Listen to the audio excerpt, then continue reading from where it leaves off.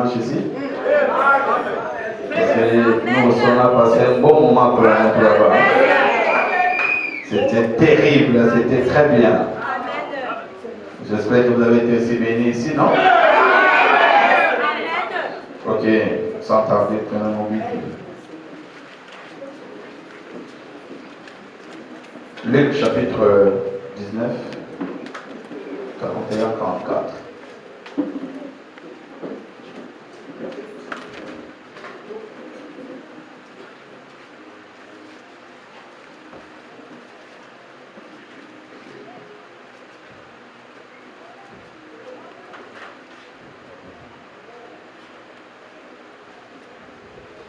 Jésus. Nous lisons la parole de Dieu avec respect dans le livre de Luc, chapitre 19, du verset 41 à 44. Comme il approchait de la ville, Jésus, en la voyant, pleura sur elle et dit, si toi aussi, au moins en ce jour qui t'est donné, tu connaissais les choses qui appartiennent à ta paix. Mais maintenant, elles sont cachées à tes yeux. Il viendra sur toi des jours où tes ennemis t'environneront de tranchées, t'enfermeront et te serreront de toutes parts. Ils te détruiront, toi et tes enfants, au milieu de toi, et ils ne le seront pas en toi pierre sur pierre, parce que tu n'as pas connu le temps où tu as été visité. Seigneur Dieu, nous avons vu comme ce qui est à l'école, l'interpréter dans nos interprétations exactes. Sois avec nous, mets nos pensées hors du chemin, toi le Saint et par la permanence. Nous les mettons entre nos saintes mains, au nom de Jésus-Christ. Amen. Amen. Je vais vous asseoir.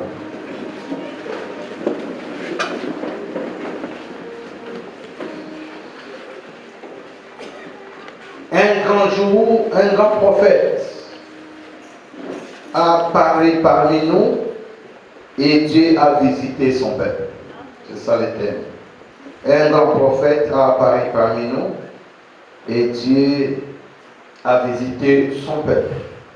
Ici, c'est le Seigneur Jésus qui est en train de parler. La Bible dit, Jésus pleure sur Jérusalem, qui était sa vie. Il était venu pour cette mission-là, pour sauver les gens de Jérusalem, pour sauver les Juifs. La grâce était destinée aux Juifs, mais malheureusement, les Juifs n'ont pas reconnu cette grâce. Or, la grâce est grâce pour ceux qui le reconnaissent comme grâce. Quand il s'approche de la ville, Jésus, en les voyant, il pleura sur elle et dit, si toi aussi, au moins en ce jour qui t'est donné, en ce jour qui t'est destiné, tu connaissais les choses qui appartiennent à ta paix. Ta paix, il y a quelque chose qui est lié à ta paix.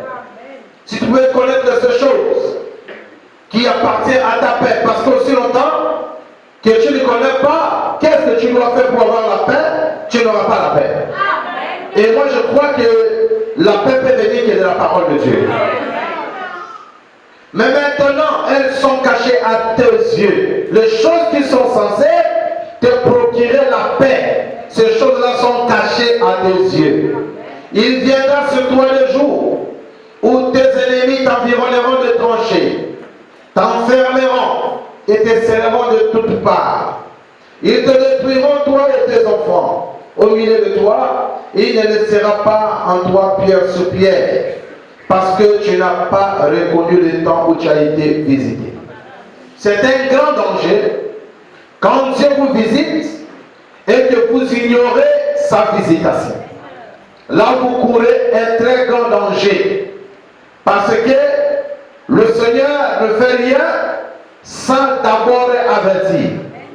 Même la mort ne peut pas vous arriver sans que le Seigneur vous avertisse. Il y a d'abord l'avertissement, puis vient le jugement. Et c'est quand les gens rejettent souvent l'avertissement de Dieu que les choses les arrivent. Mais Dieu ne fait rien sans toutefois d'abord avertir les gens.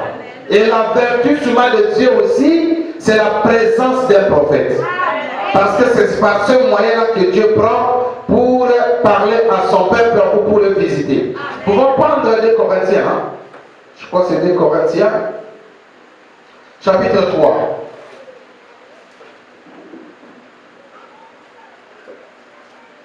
Le verset 6.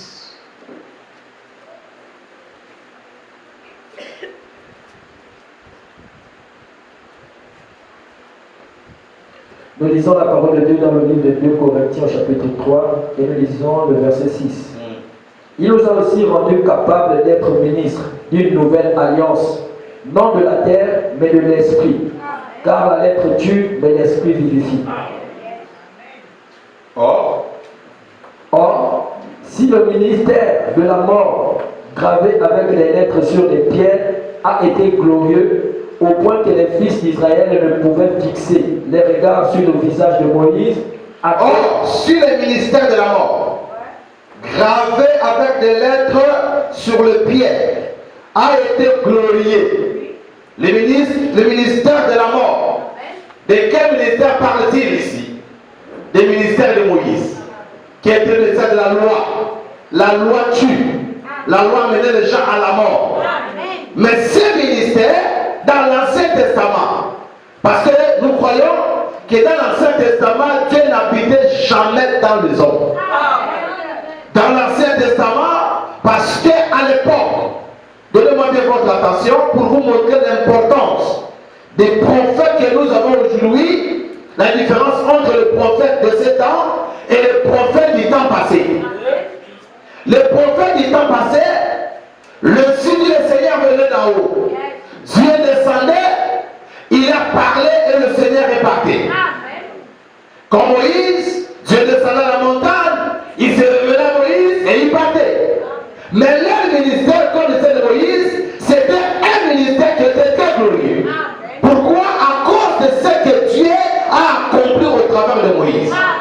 Mais si son ministère était glorieux, et Moïse lui-même a dit qu'après moi, l'Éternel votre Dieu vous suscitera un autre prophète qui devait venir avec le même ministère de Moïse.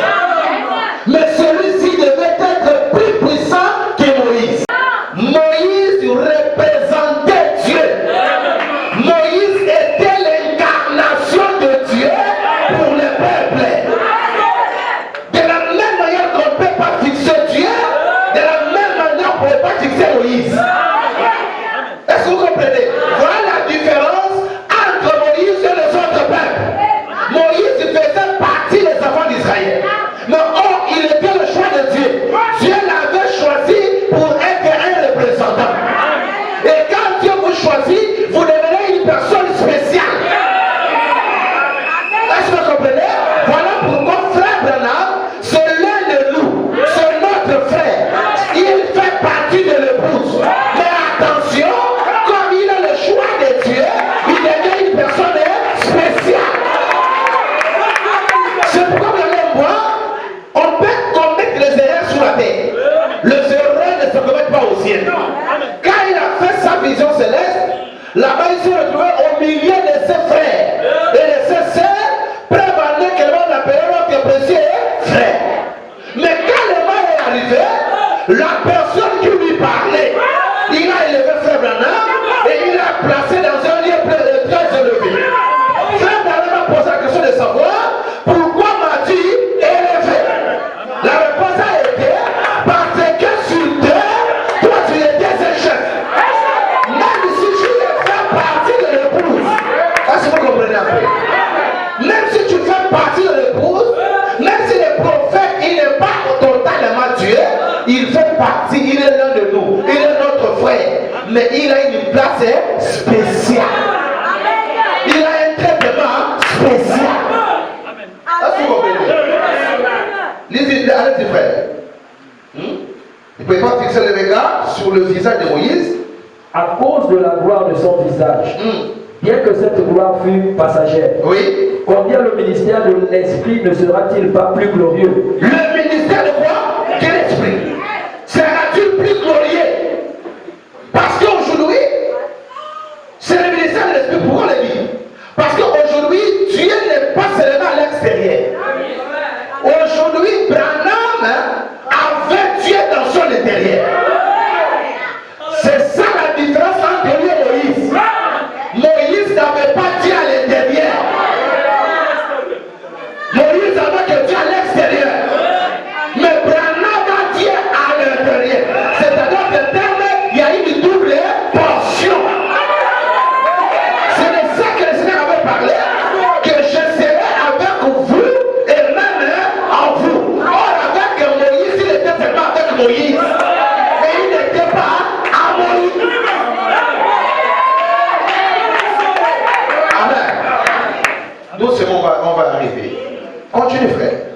Si le ministère de la condamnation a été glorieux, le ministère de la justice est de beaucoup supérieur en gloire. Et sous ce rapport, ce qui a été glorieux ne l'a point été à cause de cette gloire qui lui est supérieure. En effet, si ce qui était passager a été glorieux, ce qui est permanent est bien plus glorieux. Et Ce qui est quoi? Vous croyez à cela? Jusqu'à ce que le Seigneur vienne. Ce ministère est permanent. Parce que le ministère de Malachie, c'est le ministère de Christ lui-même. Est-ce que vous comprenez? Le ministère de Malachie 4, c'est le ministère de Christ lui-même. C'est un ministère permanent. Allez-y, frère. Ayant donc cette espérance, nous usons une grande liberté. Et nous ne faisons pas comme Moïse, qui mettait un voile sur son visage pour que les fils d'Israël ne fixassent pas les regards sur la fin de ceux qui étaient passagers. Mais ils sont devenus durs d'entendement, car jusqu'à ce jour, le même voile demeure quand ils font la lecture de l'Ancien Testament. Et ils ne se lèvent pas parce que c'est en Christ qu'il disparaît. Jusqu'à ce jour, quand on lit Moïse, un voile est jeté. On fait quoi? On lit quoi? On lit quoi? Est-ce qu'on lit la parole de Dieu? On lit quoi? Quand on lit Moïse, c'est pourquoi c'est pas élevé. Quelqu'un là-bas il lit Zébana. Mais normalement c'est ça. On doit lire Branham. Aujourd'hui la Bible c'est Branham.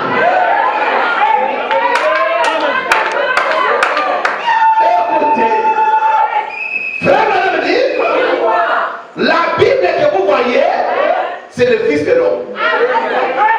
La Bible, c'est le Fils de l'homme sous forme imprimée. La Bible, c'est le prophète lui-même. C'est pourquoi ce n'est pas de n'importe qui ne comprend de la Bible. Parce que la Bible, c'est un Fils de l'homme. Un Fils de l'homme sous forme imprimée. On peut dire voilà. Prends d'abord voilà. Je crois qu'il y a ici un homme qui peut allumer la lumière. Je crois que c'est la sœur.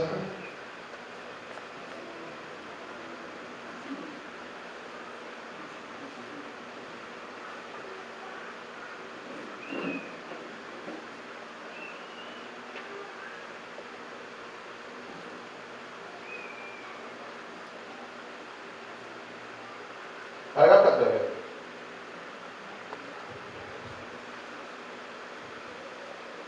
Nous lisons dans la brochure, il y a ici un homme qui peut allumer la lumière, prêché le 29 décembre 1963. Et nous lisons le paragraphe 80. La parole de Dieu ne vient que par la Bible. La parole de Dieu ne vient que par la Bible. Oui. La Bible de Dieu est le Fils de Dieu sous une forme imprimée. La Bible de Dieu, c'est le Fils de Dieu sous forme imprimée. Pas le Fils de Dieu pluriel.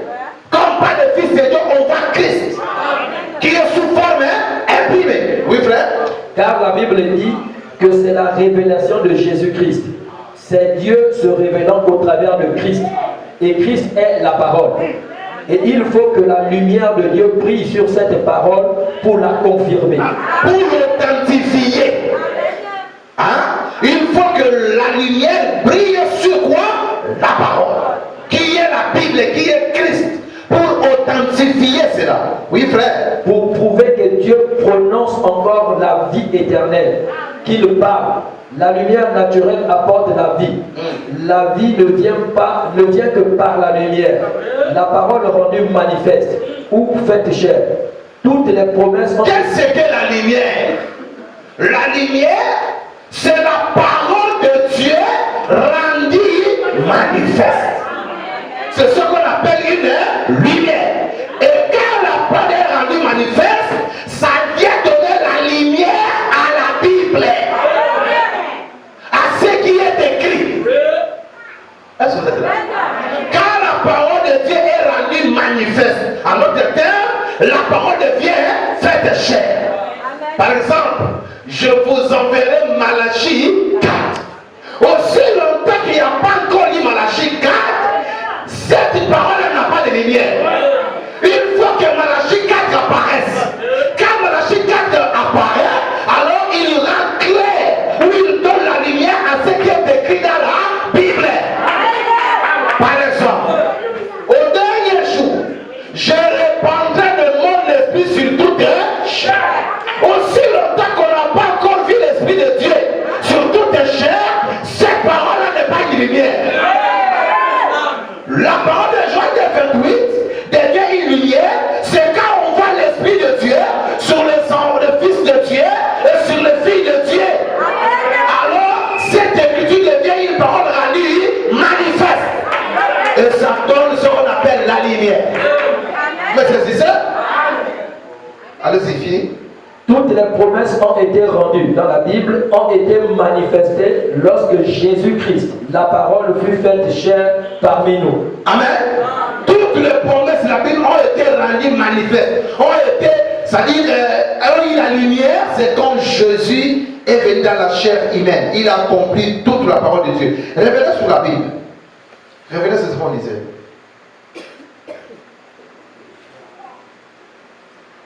Jusqu'à ce jour, quand on lit Moïse, un voile est jeté sur leur cœur. Mais lorsque les cœurs se convertissent au Seigneur, le voile est ôté. Or, le Seigneur, c'est l'Esprit. Et là où est l'Esprit, mon ange marchera devant toi.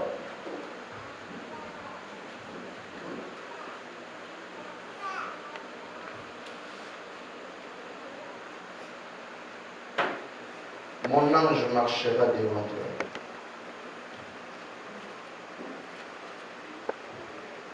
Paragraphe 4 à 8. nous lisons dans la brochure, mon ange marchera devant toi, prêché le 16 février 1953, et nous lisons le paragraphe 4 à 8. Et Dieu a toujours eu quelqu'un sur qui il peut mettre la main. Amen.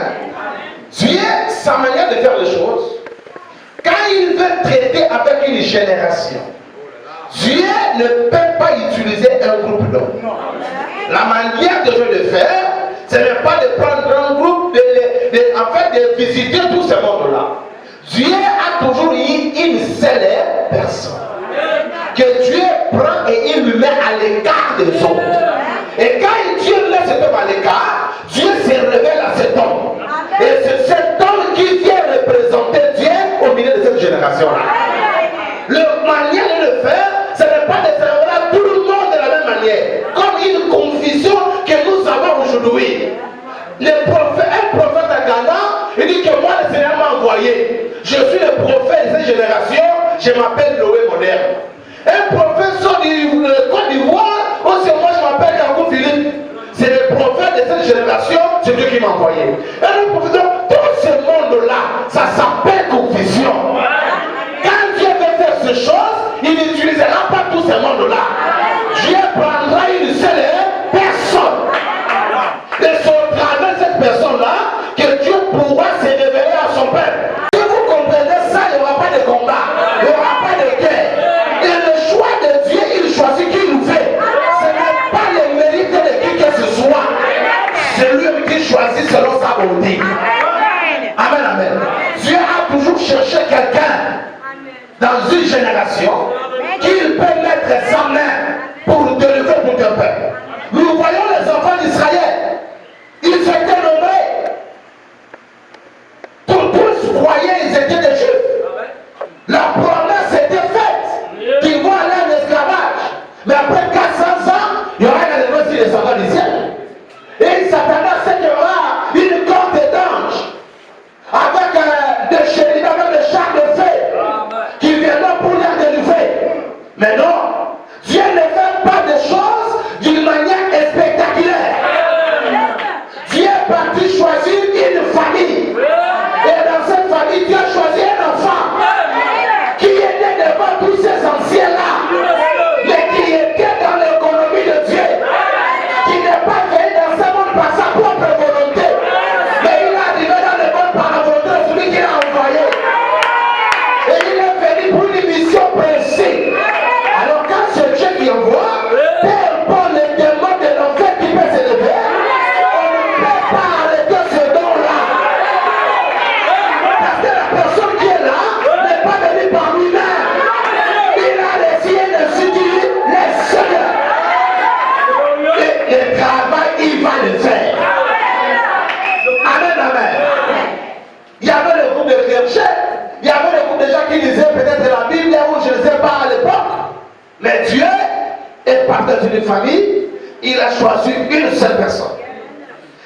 il est parti former la personne, celui qui devait faire le travail. Continue.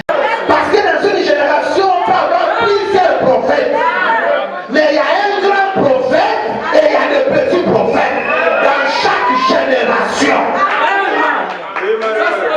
Il y a des grands, il y a des petits. Dans le temps de Moïse, il y avait les grands et il y avait les petits. Moïse, lui, bah, les grands ne sont pas beaucoup. Il n'y a qu'un seul grand. Le seul grand là, c'est lui qui a les yeux du Seigneur. On ne devient pas prophète parce qu'on voit des visions. On ne devient pas prophète parce que tu as prédit quelque chose, c'est arrivé. Non, on ne se porte pas pour de cela. Selon on appelle le voyant, Jésus a dit, non, quand il avait parlé à Myriam et à Aaron, que non, quand il y a un prophète parmi vous, moi je me révèle à ce prophète par des songes et des visions. Mais pour Moïse, il n'en est pas ici. Parce que Moïse était une personne spéciale. Le travail de Moïse était un travail spécial. Il ne parle à cause de l'étude du Seigneur seulement, mais il est là, il représente une personne. Tout ce que lui dit, ça devient la parole. Même si ce n'est pas écrit, quand il déclare, ça devient la parole. C'est pourquoi vous avez remarqué les erreurs de Moïse. Dieu lui a dit la première fois par le rocher, il va donner son nom. Moïse a parlé, le rocher a donné. Or, toutes ces choses qui se faisaient étaient significatives.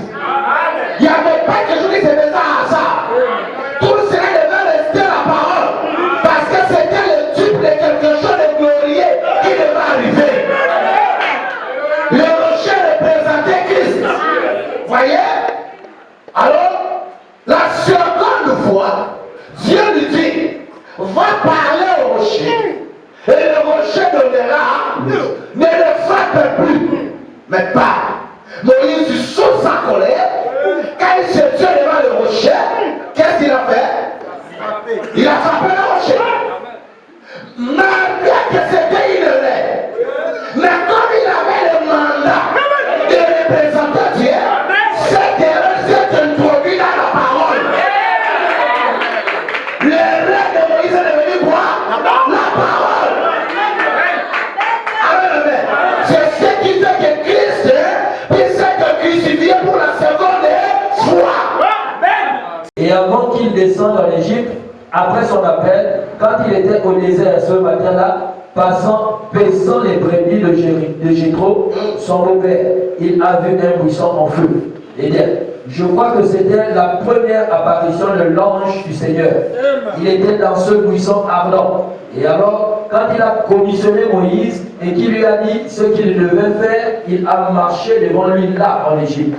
Et quand ils sont sortis, ils étaient de nouveau sous la forme du feu, une colonne de feu. Et cette colonne de feu qui conduisait les enfants d'Israël était le même ange qui était dans le buisson ardent. C'était la même colonne de feu qui était dans ce buisson ardent. Et cette colonne de feu, où cet ange était l'ange de l'Alliance, je crois que tous les ministres sont d'accord là-dessus, que c'était l'ange de l'Alliance. Si c'était l'ange de l'Alliance, alors c'était le Seigneur Jésus. C'était Dieu, le Saint-Esprit. Car Moïse a choisi de porter le propre de Christ. Et il a regardé cela comme une richesse. Ce qui n'était qu'une préfiguration. C'est quoi? Qu'une préfiguration. Ça annonçait la véritable chose. Ça, c'était une marche naturelle. Avec un prophète naturel. Mais c'était une préfiguration. C'était l'avance de quelque chose qui devait se faire résumer. Ce qu'il a fait dans le naturel, oui, alors il le fait dans le spirituel aujourd'hui.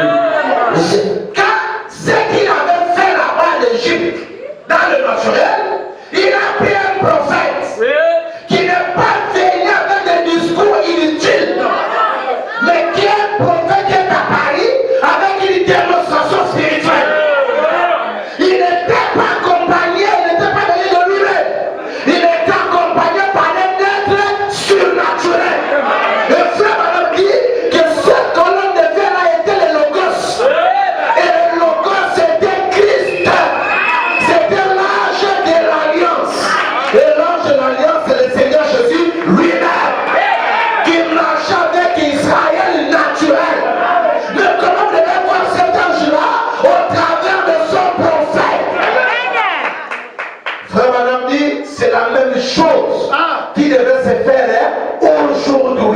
Allez-y, frère. Eh bien, il avait promis de pourvoir à tous leurs besoins. Il avait promis quoi? De pouvoir. Il n'aimait rien manquer sur ses marches. Il aimait être le chauffeur géré. Et il a été. Il avait tenu sa parole. S'il avait tenu sa parole à l'époque, il tiendra sa parole aujourd'hui. Nous servons les mêmes chauffeurs. Il a les mêmes capacités. Amen, amen. Allez-y, frère. Quand ils ont eu besoin d'eau, ils en ont obtenu du rocher. Quand ils avaient besoin de nourriture, Dieu a fait pleuvoir cela du ciel. Il envoyait cela en faisant souffler le vent. Et quand les eaux étaient amères, il les a rendues douces. Et il pourvoyait à tous leurs besoins. Quand la maladie est entrée dans le camp, il a fait une expiation. Il a promis d'être Dieu en temps de détresse, un secours immédiat. Il a promis de faire ces choses et de leur venir en aide. Et maintenant, ce qu'il était à l'époque de 3 points, il l'est aujourd'hui. Amen. Il avait promis d'être un secours à l'immédiat. En cas où ils étaient inquiets, en cas où un danger qu'il était, il devait être leur secours à l'immédiat. Et Barnabé dit, ce qui était à l'époque, il l'est aujourd'hui. Voyez-vous qui est votre secours à l'immédiat? Amen. Allez-y, frère. Le même Esprit de Dieu qui a conduit Israël, conduit l'Église aujourd'hui. Vous le croyez? Mais écoutez, vous devez marcher selon les règles. Le même esprit qui conduit Israël, comment ils avaient conduit? La colonne de feu ne suit pas tout le monde. La colonne de feu suit le prophète. Amen. Il suit le prophète. Sans la présence du prophète, pas de colonne de feu. J'ai dit, sans la présence du prophète, pas de colonne de feu. La vraie colonne de feu suivra le message de l'air. Ça suivra la parole de votre temps. Alléluia. C'est pourquoi quand vous étiez là-bas en Égypte, sans Moïse, qui avait vu la colonne de feu? Qui avait vu la lumière de voix? C'est Moïse qui amène toutes ces choses. Nous étions dans les dénominations. On ne connaissait même pas qu'il y avait une colonne de feu qui existe. Pour être encore d'église là-bas. J'avais vu encore le faire descendre la voix. Amen. Mais quand le prophète apparaît, écoutez, calmez-vous. Pour vous dire que Moïse n'était pas n'importe qui. Parce que c'est pour la première fois que la colonne de feu apparaît. C'est quand Moïse est arrivé. Je vous amène quelque part. Pour la première fois que la colonne de feu apparaît, c'est quand Moïse arrive. Et aujourd'hui, pour la première fois que le monde scientifique puisse prendre la colonne de feu en photo. Alors, tu es bien, amen. Pour la première fois aussi. Alléluia. Nous avons l'Ancien et le Nouveau Testament. Jésus-Christ, il est au milieu. Il est mis l'Ancien et le Nouveau. Il est mis ensemble. Et dans l'Ancien Testament, pour que la colonne de feu apparaisse, il a fallu dans la présence de Moïse. Dans le Nouveau Testament. Alléluia. Non, vous allez me dire, mais pasteur, Paul ne savait la colonne de feu. Prouvez-moi. Prouvez-moi la colonne de feu de Pierre. C'est dans quelle photo? Qu'est-ce qui dit que c'est vrai?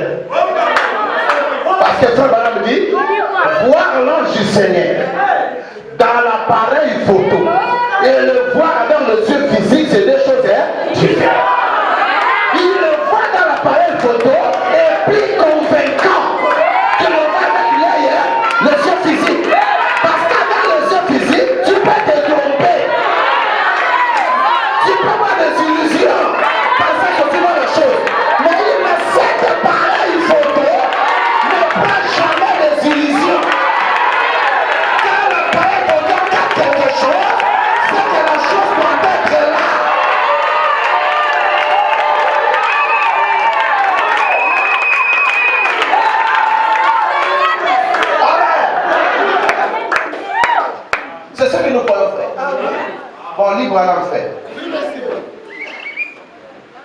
présent traverser comme à l'époque le désert pour aller à la terre promise.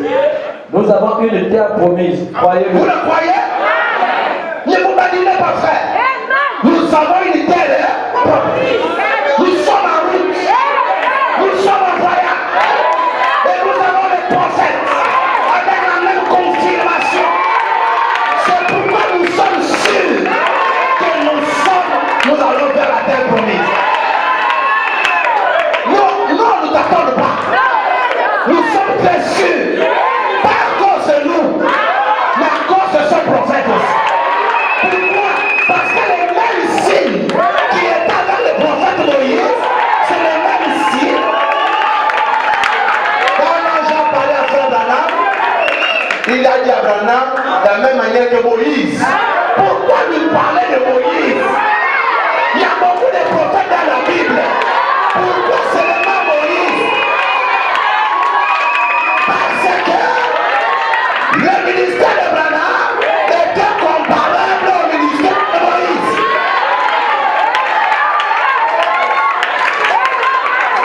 Est-ce que vous êtes là? Voilà les choses que nous croyons. Vous croyez à vos illusions. Nous on croit aux choses vraies. Les branhamistes, on est des branhamistes.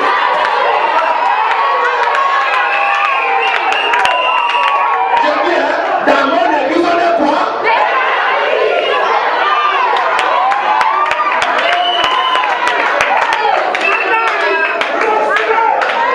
Si tu vas mourir, mère.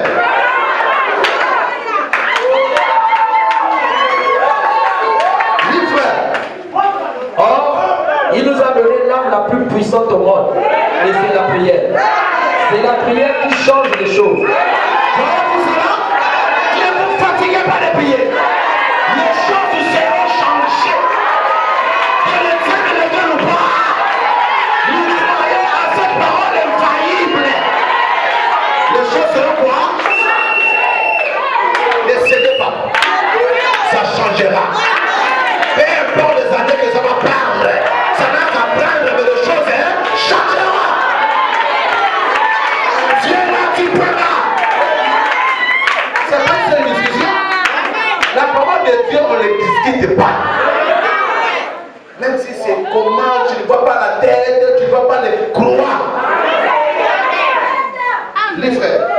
Le chrétien ne réalise pas quelle puissance il possède lorsqu'il se met à genoux devant Dieu.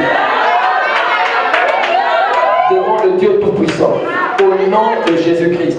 Il ne réalise pas quelle puissance cela représente.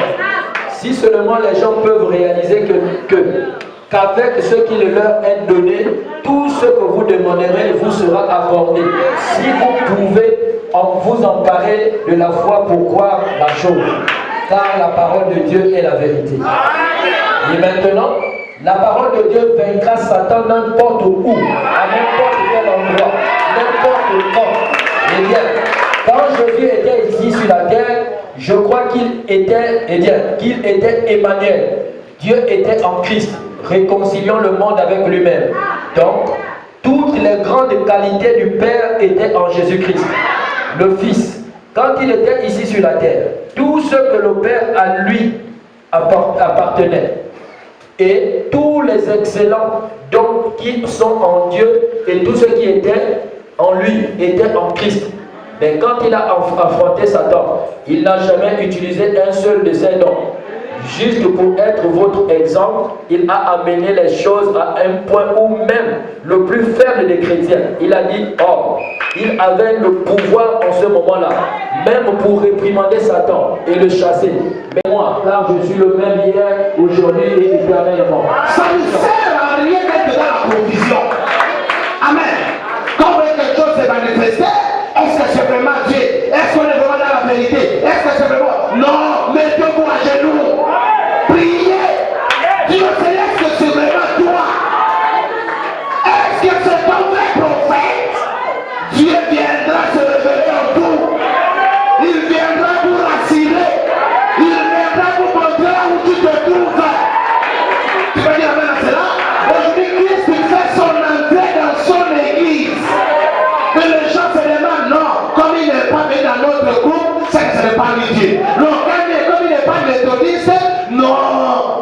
On n'a pas besoin de tout ça. Il est Dieu pour tout le monde. Frère Branham, c'est le prophète de tous. Même ceux qui ne croient pas en lui, c'est leur prophète. Même ceux qui le critiquent, c'est leur prophète. Quand je suis arrivé, ce n'est pas tout le monde qui avait cru en Jésus, mais il était le Dieu de l'humanité. Il est mort pour tout le monde. Même pour les gens qui ne croyaient pas en lui, il a versé son sang pour eux. Amen. Il est le prophète de tous. Amen. Peu importe votre dénomination, il est votre prophète. De quel groupe vous soyez, il est votre prophète. Amen. Mon nouveau ministère.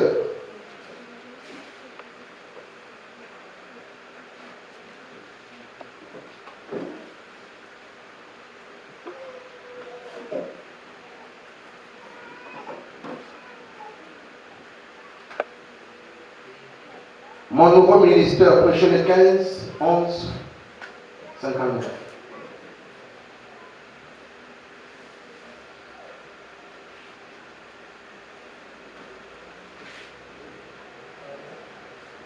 Paragraphe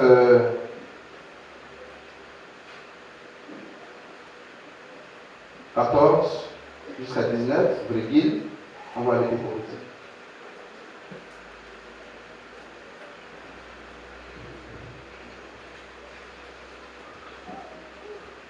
Nous lisons dans la brochure Mon nouveau ministère, prêché le 15 novembre 1959, et nous lisons le paragraphe 14.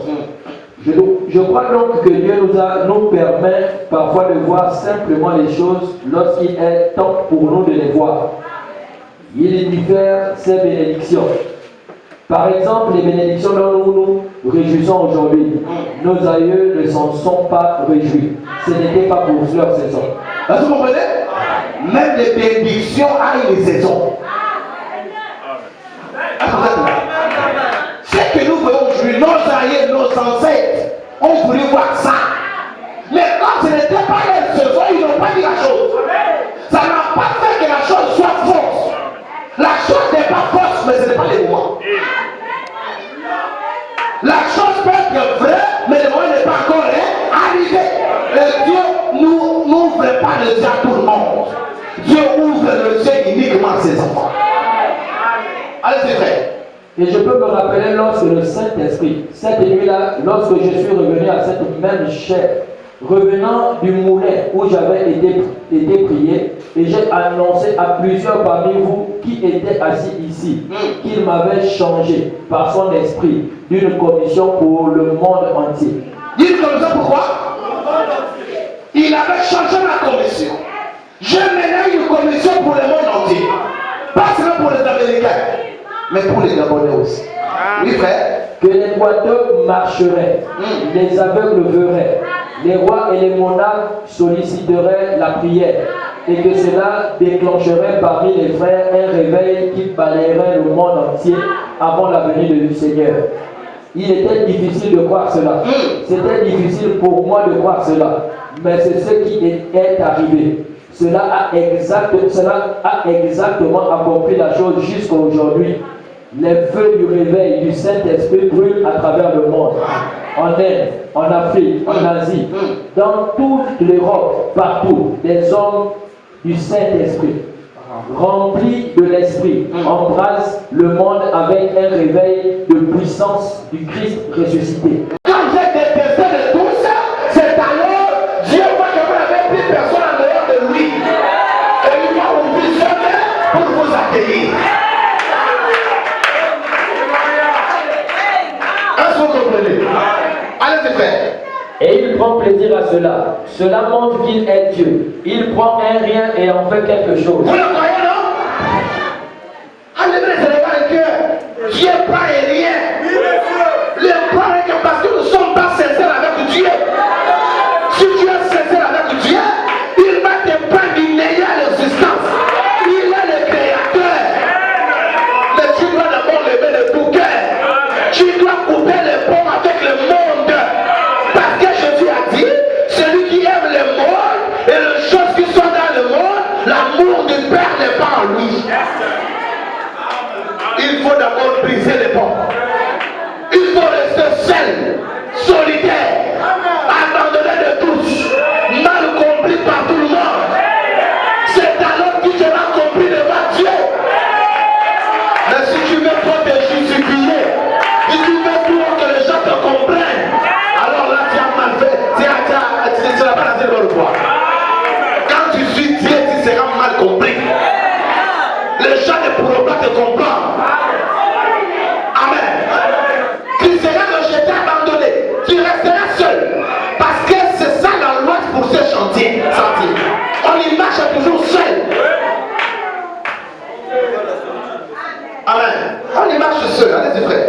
Il prend un pécheur comme moi. Il prend un pécheur comme moi. Et fait de lui un chrétien. Et fait de lui un chrétien. C'est ça la preuve que Dieu vous aime. Frère, madame dit, le plus grand miracle, ce n'est pas de voir les boîtiers marcher.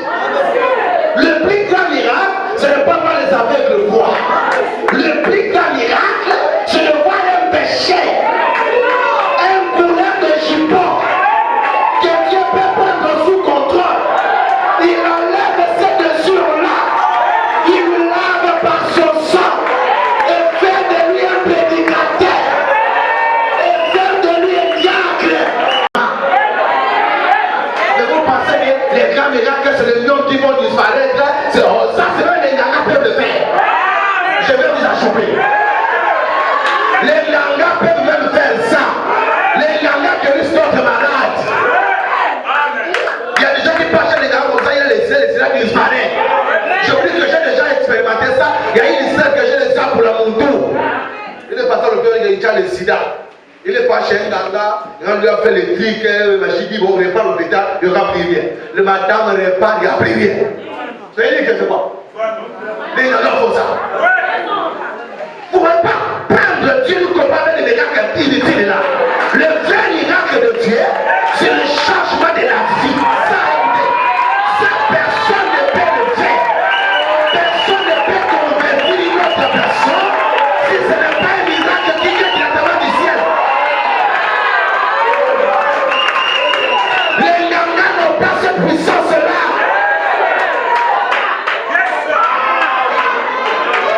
Amen. Ils n'ont pas cette puissance-là de prendre un péché, un buveur d'alcool. Alléluia. D'enlever le goût de cet alcool-là. Ça, il faut tuer. Aucun pire de prendre un pécheur comme moi, qui est né dans le péché, considère l'iniquité. Venons au monde en proférant des mensonges. Mais le choix de Dieu est tombé sur moi. Il m'a ramassé dans la boue du péché. Par son sang précieux, il m'a lavé. Et il a fait de moi une chrétienne. Un chrétien. C'est ça le plus grand miracle.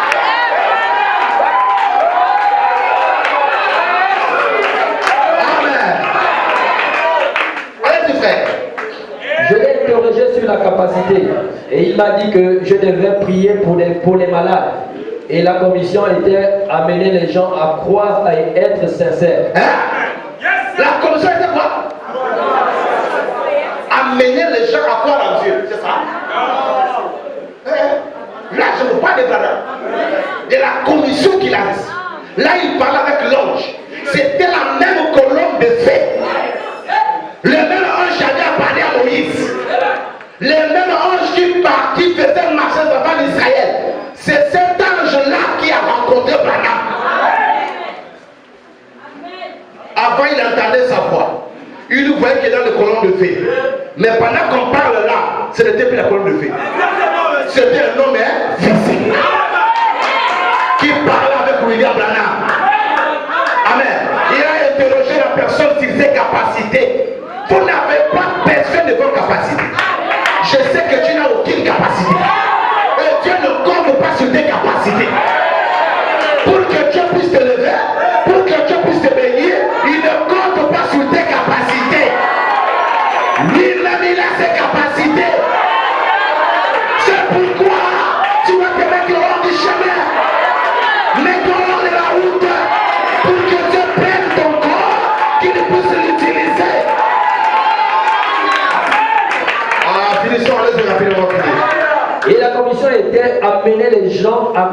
et être sincère. Alors rien ne résisterait à la prière. Beaucoup parmi vous ici s'en souviennent. Cela a été publié sous forme de littérature à travers le monde.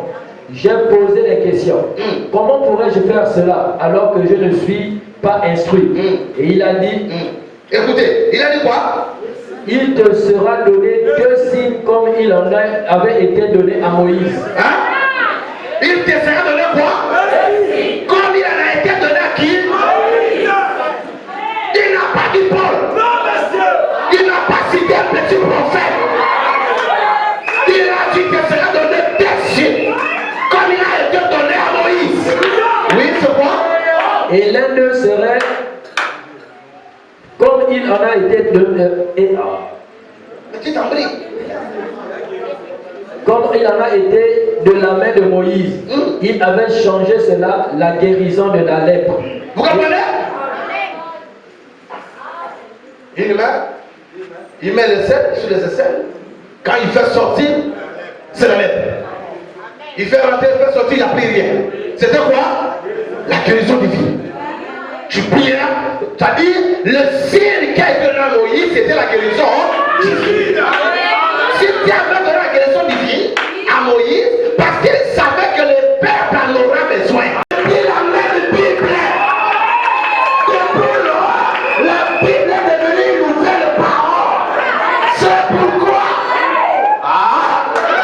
quand tu crois le message, tu ne vois plus la Bible de la même manière. Est-ce que vous êtes là? Tu vois la Bible d'une manière différente. Pendant pour lui, avant ça, la Bible est autre chose, mais après ce jour, la Bible est devenue une autre chose. Il ne voyait pas la Bible de la même manière. Ah, allez-y.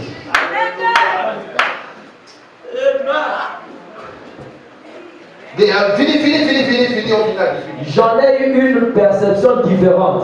J'ai eu une perception de la Bible différente. Oui, frère. Un autre point de vue de cela. Quelque chose était arrivé. Alors un peu plus tard, il a dit, si donc tu es sincère et que tu restes humble, que tu te gardes de l'argent et autres, a-t-il dit, alors cela continuera à te bénir et tu continueras à monter. Que des fois nous voyons les hommes monter dans les sphères élevées, on dirait et se faire un grand nom, mais parfois ce n'est pas ce que Dieu appelle grand. Vous souvenez-vous, lorsque Jean est allé, 3 points, qu'il est venu en prêchant, la Bible avait annoncé que chaque montagne serait abaissée et que chaque vallée serait comblée. Voyez? Et lorsque cela s'est accompli, on aurait pensé que cela descendrait du ciel avec des chars de feu. Mais ce qu'il a eu, c'était un pauvre homme enveloppé dans un morceau de peau de brebis, là sur les rivages du Jourdain, en train de prêcher sur les rivages purs. Même pas dans une église. Même pas dans une église, oui. Mais Dieu appelait cela grand. Et quand Jésus a dit aux disciples qu'il n'y a aucun homme parmi ceux qui sont nés des femmes qui étaient aussi grands que Jean-Baptiste, considérez tous les rois, David y compris, le prophète avec toute sa grande splendeur et Salomon, il n'approchait même pas de Jean. Et pourtant, il n'avait même pas de lieu où reposer la tête. Ainsi, vous n'avez pas à être riche et puissant selon ce monde pour être grand aux yeux de Dieu. Vous n'avez pas à vous humilier devant. Vous n'avez qu'à vous humilier. Vous n'avez qu'à vous humilier devant dans votre cœur. Et Dieu appelle cela la grandeur. Celui qui est assez grand pour s'humilier, une grande personne, c'est celui qui s'humilie quand on lui fait des reproches sur tout. Quand on te fait des remarques, tu dois descendre. Chez nous au village, bon, tu sais des villageois, non? Qui savent planter, qui ont déjà planté la couche, les concombres. C'est souvent dans c'est dans quoi là? Des boules là. Par calebasse. Quand vous le coupez, quand on faisait ça, on coupe ça en deux. Ça doit se fondre, vous faites ça en deux. Vous laissez ça, ça va pourrir. Et après, vous venez vous enlever, vous laver. C'est ça, non? Je connais quand même, non? Après laver, vous mettez sous les sols. Maintenant, les calebasses là va sécher. Quand ces calebasses sèchent, même si vous les mettez dans la mer, ça ne va jamais descendre. Chez nous, on appelle ça kibasse. Kibasse, c'est mimi. C'est-à-dire que calebasse descend. Même si vous le poussez plus profondément, il va toujours vous faire monter. C'est ça beaucoup de croyants. C'est ça beaucoup de bébés aujourd'hui. Nous sommes dans une marche. Dieu vous donne un berger. Vous avez un pasteur qui fait sur vos âmes. Il te dit que non, le chemin que tu prends n'est pas bon. Ce que tu es en train de faire n'est pas bon. Mais toi, tu penses connaître plus que le pasteur. Donc tu es plus sûr de toi que ton père spirituel. Dans ce cas, tu n'as pas besoin d'avoir un père spirituel. Va écouter les bannes. Tu n'auras pas de pasteur. Mais quand on a des pasteurs, le pasteur signifie le berger. Il est là pour te conduire. Il est là pour te ramener. Celui qui est fait les yeux pour voir plus loin. Quand il voit un danger, il doit t'avertir. Fais attention, le chemin que tu prends n'est pas bon. Mais vous pensez connaître plus de votre pasteur. C'est ça les dangers. Mais l'humilité, c'est quand on fait des reproches, tu descends. Quand on fait des reproches, tu écoutes. Quand on fait des reproches, tu te reviens. C'est ce qu'on appelle l'humilité. Et l'humilité, c'est ça la grandeur. La grandeur, ce n'est pas dans l'orgueil. Tu n'as rien, mais tu fais l'orgueil. Tu as quoi? Tu penses que le bien matériel, c'est le salut. Tu n'as pas le salut, tu n'as pas le Saint-Esprit, et sur toi, tu fais l'orgueil.